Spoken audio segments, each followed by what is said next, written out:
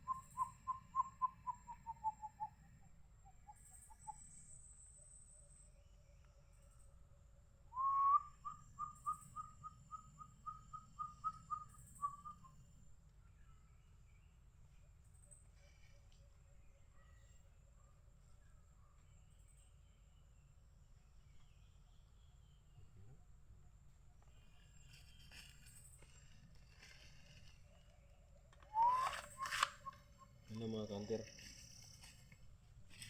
yung pain mga hunter, bitukan ng manok andyan sa loob ng kawayan. Dito yung susidlan, nilalangaw na dahil medyo may amoy na yung bitukan ng manok mga hunter. Saka sa lahat pala ng mga katiits dyan, pasensya na kayo at ito yung ginawa namin, paggawa ng bitag ng bayawak. Kasi habang naglalakad kami dito sa kabundukan, naghahanap ng mga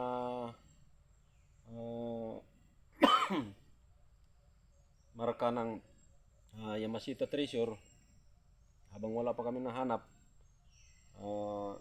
gumagawa kami mga hunter ng mga bitag ng mga katiits. Magawa kami ng mga bitag ng bayawak at saka bitag ng baboy ramo mga katiits. Saka salamat mga katiits sa patuloy na pagsuporta nyo sa aming channel. At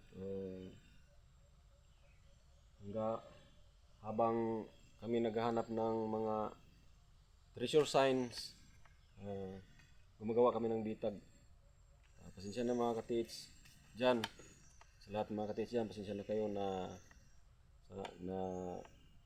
hindi lahat na ina-upload ko ay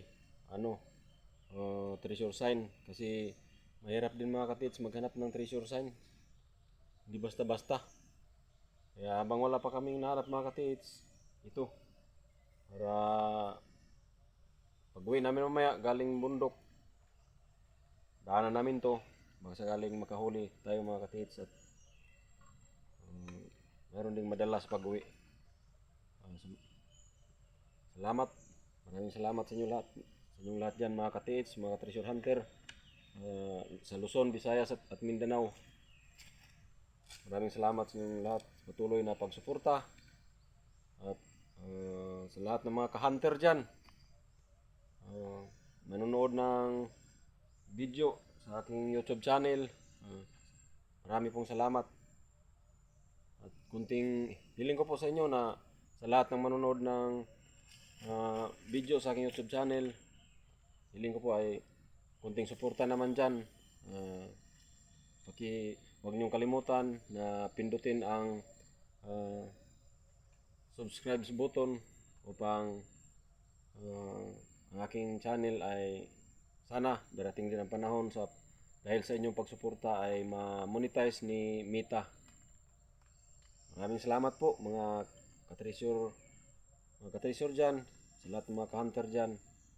Maraming salamat at God bless po. Bye bye.